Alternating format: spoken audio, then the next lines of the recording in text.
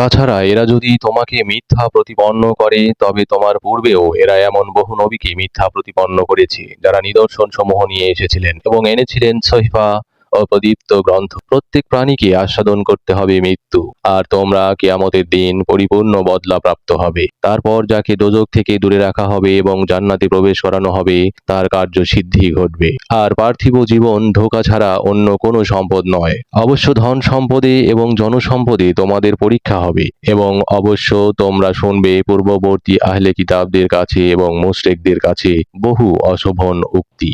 আর যদি তোমরা ধৈর্য ধারণ করো এবং পরহেজগারি অবলম্বন করো তবে তা হবে একান্ত সৎ সাহসের ব্যাপার। আর আল্লাহ যখন আহলে কিতাবদের কাছ থেকে প্রতিজ্ঞা গ্রহণ করলেন যে তা মানুষের নিকট বর্ণনা করবে এবং গোপন করবে না, তখন তারা সে প্রতিজ্ঞাকে নিজেদের পেছনে ফেলে রাখলো আর তার কেনা বেচা করলো সামান্য মূল্যের বিনিময়ে। সুতরাং কতই না মন্দ তাদের এ বেচা কেনা।